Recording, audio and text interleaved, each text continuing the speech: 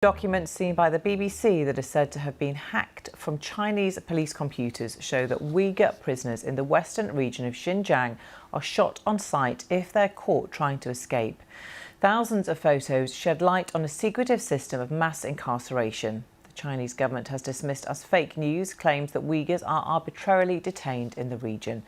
Our correspondent John Sudworth has lived and reported from China for the past 9 years, and we can speak to him live now. John, welcome to you. Tell us more about what you've discovered.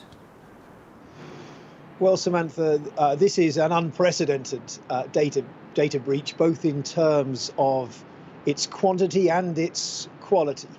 These documents were said to have been hacked from a number of police servers inside Xinjiang. That in itself, of course, is unprecedented, by an anonymous source who then passed that data to a Xinjiang scholar, an expert in studying Xinjiang based here in the US, who in turn shared those documents with the BBC. And although the source is unwilling to reveal anything, the original source is unwilling to reveal anything about their identity or their whereabouts, the BBC, working with an international consortium of journalists, has been able to verify key parts of this data, this really diverse set of data, in spreadsheets, in photographs, in the police documents, as you say, and in these secret speeches given by senior Communist Party officials, all of it pointing to new, compelling evidence of the mass incarceration of a people viewed as a threat, marked out by the Chinese state as disloyal because of their ethnicity, their culture, their identity and their faith. These are the faces China never intended us to see from inside its system of mass incarceration in Xinjiang.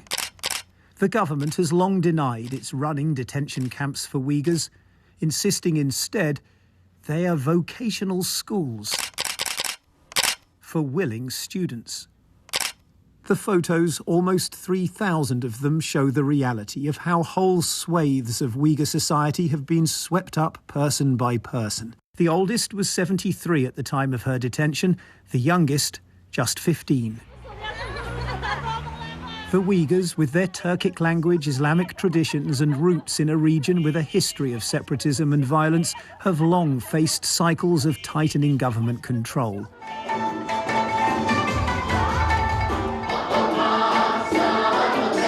And with mounting criticism over the camps, the authorities have taken journalists on tours, showing them Uyghurs celebrating their culture and, they say, being guided away from extremism. Yes, this is classified internal government information. The files, said to have been hacked from police computer servers in Xinjiang by a source whose identity is unknown, were first passed to Dr. Adrian Zenz, a Xinjiang scholar who in turn shared them with the BBC. And they raise serious questions about China's narrative. You have police officers in heavy riot gear standing next to some of the men. Some of the men have their arms in a funny position, as if they were handcuffed. So this is really very powerful about the image material. And I was looking through these images on my laptop in the living room. I had to get up and go somewhere else and take a break. I was overwhelmed. The hacked files also contain hundreds of spreadsheets, row upon row of draconian jail sentences, often targeting expressions of Islamic faith, as a parallel method alongside the camps for detaining Uyghurs en masse.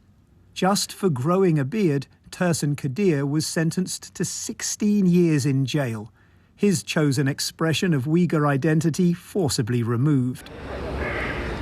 By speaking to members of the Uyghur diaspora in places like Turkey, the BBC has been able to verify the data, showing it to contain real people. Mahmoud Toti, for example, knew his eldest son had been jailed, but the database tells him for how long? 15 years for terrorism offences,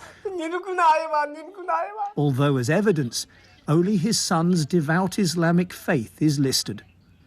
In response to questions, the Chinese embassy in the US issued a statement saying that in the face of the grave and complex counter-terrorism situation in Xinjiang, the authorities had taken a host of decisive, robust and effective de-radicalization measures so that people could live a safe, happy and fulfilling life, although there was no attempt to address any of the hacked data directly. It includes these images, once again from deep within the system, that appear to offer further evidence of the harsh detention and indoctrination of a people, not for what they've done, but for who they are. John Sudworth, BBC News.